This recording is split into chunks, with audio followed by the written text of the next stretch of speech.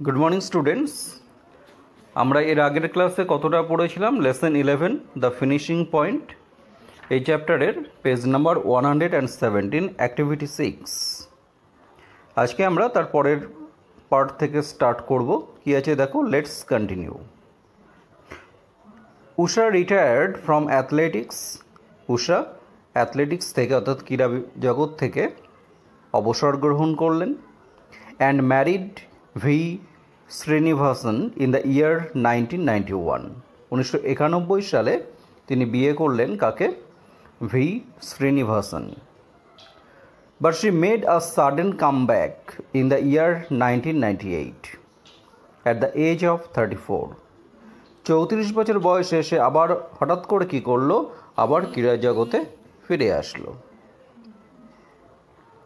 Two everyone surprise and delight, প্রত্যেকে অবাক করে দিয়ে এবং আনন্দের একটা সূত্রপাত করে, she won bronze medals in the 200 meters and 400 meters races at the Asian Track Federation meet held at Fukuoka in Japan। তিনি কী করলেন? 200 মিটার্স এবং 400 মিটার্স রেস, যেটা কোথায় হয়েছিল? at Asian Federation Track Federation meet held at Fukuoka in Japan। জাপানের ফুকুওয়াকাতে যে Asian track federation যে মিট হয়েছিল তাতে তিনি ব্রোঞ্জ মেডেলস পেলেন। To mark her excellent services to the nation, জাতির প্রতি তার এই যে মহান সেবা, মহান তার যে কাজ, তার জন্য PT Usha was honoured with the Arjuna award in the year 1983। 1983 সালে সেই জন্য তাকে কী করা হয়? অর্জুন পুরস্কারে সম্মানিত করা হয়। And the Padmashri award in the year 1985, এবং 1985 সালে তাকে পদ্মশ্রী অ্যাওয়ার্ড দেওয়া হয়। অ্যাপার্ট ফ্রম দ্যাট, এছাড়াও Indian Olympic Association IOA honoured her, তাকে সম্মানিত করে with the title the sports person of the century. Century means 100 years, 100 বছর। And the sports woman of the millennium, millennium means 1000 years, অর্থাৎ 1000 বছর।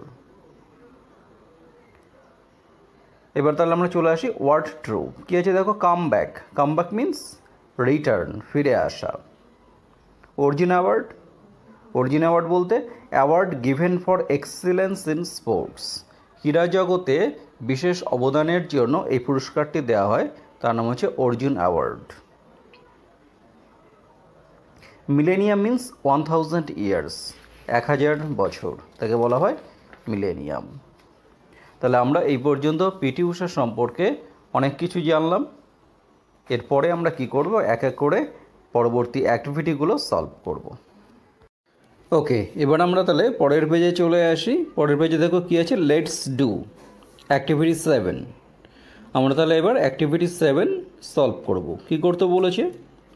Right down why the following years were memorable in Usha's life. নিচের যে বছরগুলোর উল্লেখ করা আছে সেগুলো উষার জীবনে কেন স্মরণীয়, আমাদের সেটা লিখতে হবে। ফার্স্টে কোন ইয়ার লেখা আছে? 1983, 1983। 1983 সালে কী ঘটেছিল? She was honoured with the Arjuna award, তাকে অর্জুন অ্যাওয়ার্ডে সম্মানিত করা হয়, সেই জন্য তাহলে এই ইয়ারটা কি তার কাছে মেমোরেবল। নেক্সট 1985, 1985 সাল। 1985 সালে কী হলো? She was honoured with the Padmashri award. 1985 সালে তাকে পদ্মশ্রী অ্যাওয়ার্ড দেওয়া হয়। নেক্সট 1991, 1991 সাল। এটা কেন মেমোরেবল তার কাছে? কারণ সে রিটায়ার্ড ফ্রম অ্যাথলেটিক্স, তিনি অ্যাথলেটিক্স থেকে অবসর গ্রহণ করেন। অ্যান্ড ম্যারিড ভি শ্রীনিবাসন, তাহলে এই কারণেই।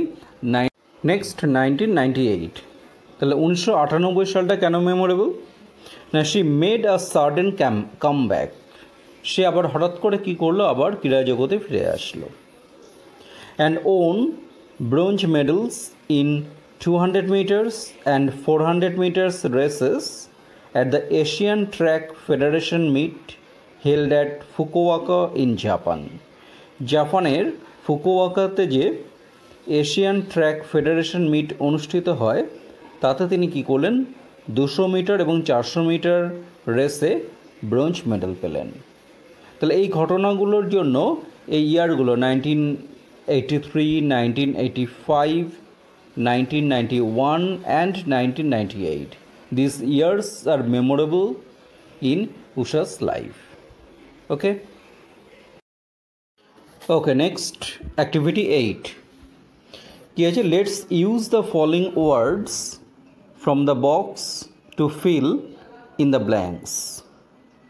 শূন্যস্থান পূরণের জন্য বক্সে যে ওয়ার্ডগুলো দেওয়া আছে, কী কী ওয়ার্ড আছে? সাডেন মানে হঠাৎ করে, এক্সিলেন্ট মানে চমৎকার, কনসিস্টেন্ট মানে ধারাবাহিক, কালারলেস বিবর্ণ, সাকসেসফুল মানে সফল। এই ওয়ার্ডগুলো দিয়ে আমাদের কি করতে হবে? ফিল ইন দ্য ব্ল্যাঙ্কস করতে হবে। সো কোশ্চেন নম্বর 1, 1980 অলিম্পিক্স ওয়াজ, 1980 সালের অলিম্পিকটা ছিল ড্যাশ ফর উষা। উষার কাছে কীরকম ছিল? সেটা খুব ভালো পারফরমেন্স সে করতে পারেনি, তার মানে সেটা কি বিবর্ণ অর্থাৎ কালারলেস। তাহলে ফার্স্ট ফিল ইন দ্য ব্ল্যাঙ্কসে কী হবে? Colourless. Next question number 2, mister Roy has an dash voice. Mister রয়ের আছে কীরকম ভয়েস বলতে পারি আমরা? এক্সিলেন্ট ভয়েস, খুব সুন্দর কণ্ঠস্বর। তাহলে 2 নম্বর শূন্যস্থানে কী লিখবো আমরা? Excellent. Next number 3, the enemies made a dash attack. শত্রুরা কী করলো? হঠাৎ করে আবার আক্রমণ করলো। তাহলে হঠাৎ ইংরেজি কি? সাডেন। তাহলে 3 নম্বরে কী হবে? Sudden. Next number 4, Sourav was chosen for his dash performance. তাহলে এখানে কী হবে? কনসিস্টেন্ট, তার ধারাবাহিক যে ভালো পারফরমেন্স করে গেল তার জন্য তাকে কি করা হলো? বাছাই করা হলো। Next number 5, determined effort made Reshma a dash lady. Determined effort অর্থাৎ খুব দৃঢ়প্রতিজ্ঞ তার যে প্রচেষ্টা সেটা রেশমাকে কী করে তুলেছিল? একজন মেড রেশমাকে কী করেছিল? সাকসেসফুল লেডি, সফল মহিলাতে পরিণত করেছিল। তাহলে আমাদের অ্যাক্টিভিটি 8 কমপ্লিট। অ্যাক্টিভিটি 9 থেকে স্টার্ট করব। দেখো কী আছে অ্যাক্টিভিটি 9-এ, কী বলছে? Let's rearrange the following sentences to put them in order. দেখো নিচে 1, 2, 3, 4, 5 5টা সেন্টেন্স দেওয়া আছে। আমাদের কী করতে হবে? এই 5টা সেন্টেন্সকে প্রপার অর্ডারে সাজাতে হবে। প্রপার অর্ডারে বলতে অর্থাৎ ঘটনাক্রমে, যে ঘটনাটা আগে ঘটলো সেই সেন্টেন্সটাকে আমরা আগে দেব, তারপরে নেক্সট যে ঘটনাটা ঘটেছে সেই সেন্টেন্সটাকে তারপরে দেব। এইভাবে আমাদেরকে কি করতে হবে? সেন্টেন্সগুলোকে রিঅ্যারেঞ্জ করতে হবে। তাহলে দেখো, তাহলে প্রথমে এখানে যে সেন্টেন্সগুলো আছে, 1 নম্বর কি বলেছে? Usha was called Payyoli Express. Number 2 কি বলা হয়েছে? Usha took part in Los Angeles Olympic Games. Number 3, Usha won 2 silver medals in the New Delhi Asiad. Number 4, Usha had ill health during childhood. Number 5, Usha received the Padma Shri Award. এই 5টি যে sentence আছে তার মধ্যে সবার আগে কোনটা হবে? আমরা দেখো টেক্সট যখন পড়েছি, টেক্সট ঠিক যেভাবে ঘটনাগুলো এসেছে আমরা সেভাবেই সাজাবো। তাহলে টেক্সটে দেখো শুরুতেই আমাদের আছে যে উষাকে পাওলি এক্সপ্রেস বলা হয়। তাহলে 1 নম্বর সেন্টেন্সটা আমরা তাহলে প্রথমেই লিখব। তাহলে প্রথমে কোনটা হবে? Sentence number 1, Usha was called Payyoli Express. তারপরে কোনটা হবে? দেখো 4 নম্বরে যেটা আসছে, Usha had ill health during childhood. তাহলে 2 নম্বরে এই সেন্টেন্সটা চলে আসবে। তারপরে কোনটা হবে? 3 নম্বরে যেটা আছে সেটা 3 নম্বরেই হবে, Usha won 2 silver medals in the New Delhi Asiad. Next কোনটা হবে? 2 নম্বর যে সেন্টেন্সটা আছে, Usha took part in Los Angeles Olympic Games. এরপরে কোন ঘটনাটা ঘটলো? 5 নম্বরের যে সেন্টেন্সটি আছে, Usha received the Padmashri award. আমরা যদি এইভাবে সেন্টেন্সগুলোকে সাজাই তাহলে টেক্সটে আমাদের ঠিক যেভাবে ঘটনাগুলো এসেছে সেই অনুসারে অ্যারেঞ্জ করা হয়ে যাবে। তাহলে আমাদের অ্যাক্টিভিটি 9 কমপ্লিট। ওকে, নাও অ্যাক্টিভিটি 10 কি বলছে দেখো, right complete sentences using information given in the chart below. নিচে যে চার্টে যে কিছু ইনফরমেশন দেওয়া আছে সেগুলো দিয়ে আমাদেরকে কী করতে হবে? কমপ্লিট সেন্টেন্স লিখতে হবে। The first one has been done for you, প্রথমটি তোমাদের জন্য করে দেওয়া হয়েছে। কী আছে 1 নম্বরে দাও লেখা, Usha won her first medal in Asian Games in 1982 in New Delhi Asiad. দেখো প্রথম যে দুটো রোতে দুটো ইনফরমেশান রয়েছে, সিলভার বলে 1982 নিউ দিল্লি এশিয়াড, একটা ছিল 100 মিটার্সের আর একটা হচ্ছে 200 মিটার্স। তাহলে এই নিউ দিল্লি এশিয়াড 1982-তে তিনি কী করলেন? প্রথম তার মেডেল পেলেন। তাহলে এই দুটো ইনফরমেশান দিয়ে একটা 1 নম্বর সেন্টেন্স হয়েছে। তাহলে এবার আমরা 3 নম্বরে যে ইনফরমেশানটা আছে, গোল্ড 1986 সেউল 200 মিটার্স, এই ইনফরমেশনটা দিয়ে আমরা নেক্সট সেন্টেন্সটা লিখবো। তাহলে নেক্সট সেন্টেন্সটা কী হবে? Usha won a gold medal in the 200 metres in the Seoul Asiad. তাহলে এটা গেল সেকেন্ড সেন্টেন্স। থার্ড সেন্টেন্স কী হবে? She won a gold medal in the 400 metres sprint in the Seoul Asiad. 4 number sentence কি লিখতে পারি আমরা? She won a gold medal in the 400 meters hurdles in the Seoul Asiad. তাহলে আমাদের 4টে sentence হলো। পরের ইনফরমেশনটা দিয়ে 5 নম্বর সেন্টেন্সটা আমরা লিখব। কি লিখব? She won a gold medal in the 4x400 meters relay in the Seoul Asiad. Seoul Asiad এ 4x400 মিটার্স রিলেতে সেটি গোল্ড মেডেল পেল। 6 নম্বর সেন্টেন্স কী হবে?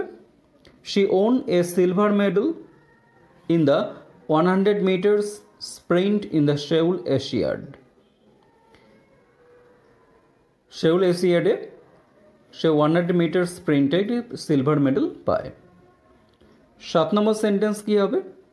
She won a silver medal in the 400 meters sprint in Beijing. বেইজিংয়ে 400 metres স্প্রিন্টে সে আরেকটি সিলভার মেডেল পায়। সেন্টেন্স নাম্বার 8, এইটা কি লিখতে পারি আমরা? She won a silver medal in the 400 metres relay in Beijing. বেইজিংয়ে 1990 সালে যে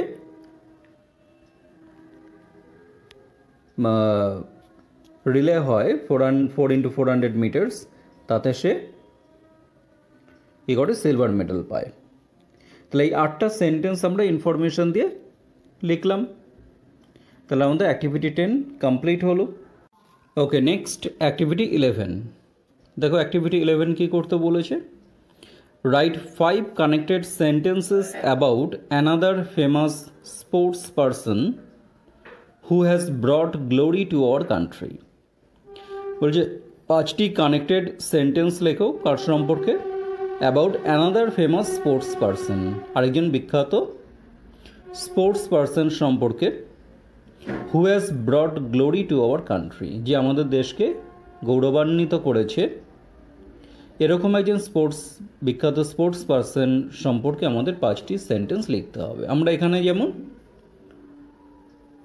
পিটি উষা সম্পর্কে পড়লাম আমাদের এই টেক্সটে, তা সেরকম একজন স্পোর্টস পারসন, সে যে কোনো ফিল্ডের হতে পারে, যে স্পোর্টসের যে কোনো ফিল্ডে, তা তার সম্পর্কে আমাদের 5টা সেন্টেন্স লিখতে হবে। তা আমরা কার সম্পর্কে লিখতে পারি? 2020-তে যে টোকিও অলিম্পিক হলো, তা সেখানে তোমরা সবাই জানো ভারতে অনেক ক্রীড়াবিদ তারা অনেক মেডেলস নিয়ে এসেছেন। তো তাদের মধ্যে একজন ছিলেন সেইকুম মীরাবাই চানু। আজকে আমরা তাহলে তার সম্পর্কে 5টি সেন্টেন্স আমরা লিখব।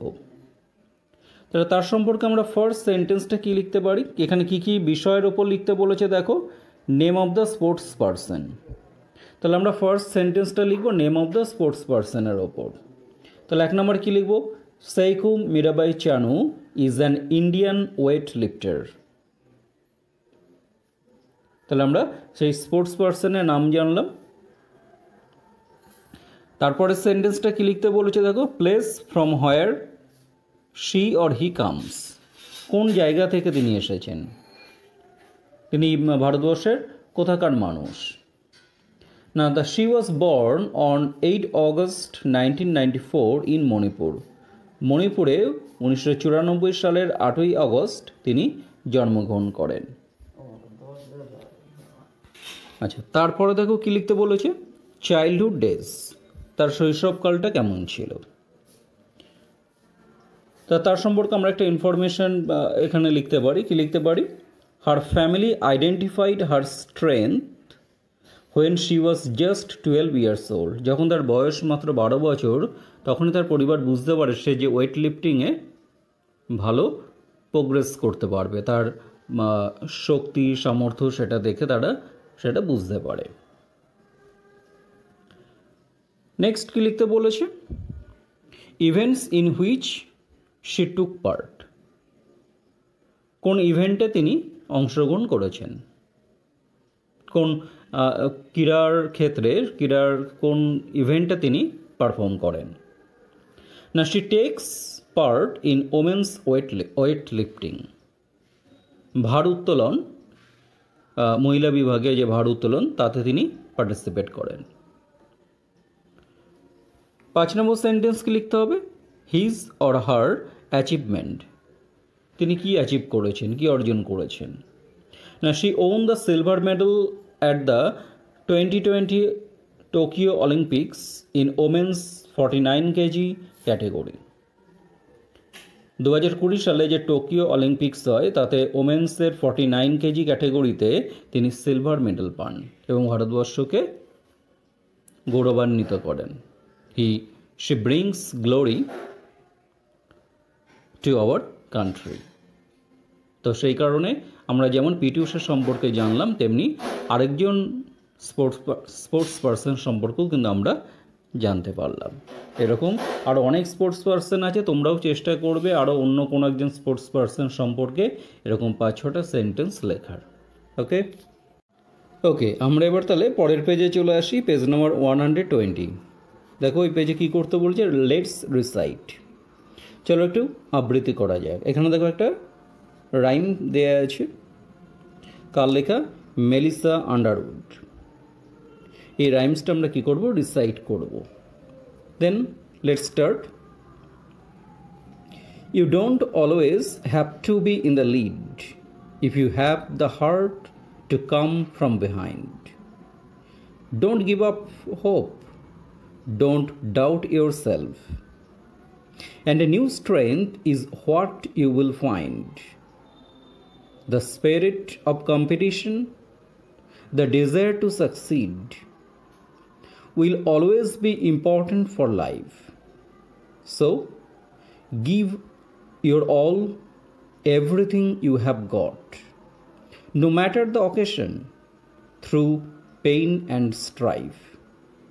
So step up to the plate, enter the race, never be afraid to take your turn.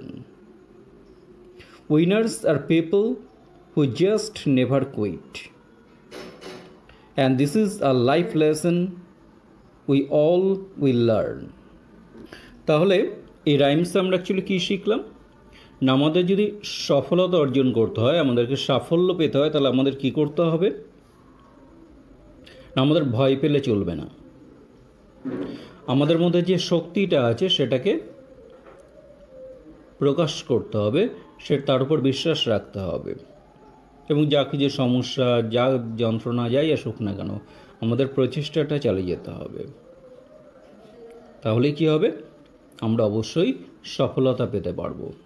আমরা যে এখানে যে সকল স্পোর্টস পার্সন সম্পর্কে জানলাম, যেমন পিটি ঊষা সম্পর্কে, আমরা অ্যাক্টিভিটি 11-এ যেটা পড়লাম তার সম্পর্কে, মীরাবাই চানু সম্পর্কে, এরা প্রত্যেকেই কিন্তু লাইফে অনেক কষ্ট সহ্য করে, অনেক পরিশ্রমের মধ্য দিয়ে তারা সফলতা পেয়েছে। তাহলে তোমরা এই রাইমসটা ভালো করে রিসাইট করবে। ওকে, আচ্ছা এবার দেখো শেষে কি করতে বলেছে, লেটস ওয়ার্ক টুগেদার। তাহলে আমরা একসাথে একটা দলগতভাবে একটা কাজ করব। কি করব? Make a scrap book. Scrap book বলতে কি বুঝি না, একটা ব্ল্যাঙ্ক বুক, সে বইয়ের পৃষ্ঠার মধ্যে আমাদেরকে কী করতে হবে, কোন একটা বিষয়ের ওপর কিছু ছবি আমাদের কালেক্ট করে সেখানে আটকে দিতে হবে, যে পরপর যে ঘটনাগুলো ঘটেছে, যাতে করে আমরা সেটা আমাদের কাছে একটা স্মৃতিস্বরূপ হয়ে থাকে। যেমন এখানে বলেছে collect pictures of your school sports day. তোমাদের বিদ্যালয়ে যে ক্রীড়া প্রতিযোগিতা হয়, তো তার যদি কোনো ছবি তোমাদের কাছে থাকে, সে বিভিন্ন ছবিগুলো তোমরা, যার ধরো 3-4 জন মিলে বসলে, তারা বন্ধুরা যার কাছে যে ছবি আছে সেই ছবিগুলো কালেক্ট করলে সেগুলো পরপর সেই ব্ল্যাঙ্ক বুকের মধ্যে সেগুলো আটকাবে, সেটা পিন আপ করতে পারো, পেস্ট করতে পারো, করে তোমরা একটা স্ক্র্যাপ বুক তৈরি করবে। তাহলে কী হবে, সেই ক্রীড়া প্রতিযোগিতাটা তোমাদের কাছে ভবিষ্যতে একটা স্মরণীয় বিষয় হয়ে থাকবে। তাহলে আমাদের লেসন 11 কমপ্লিট।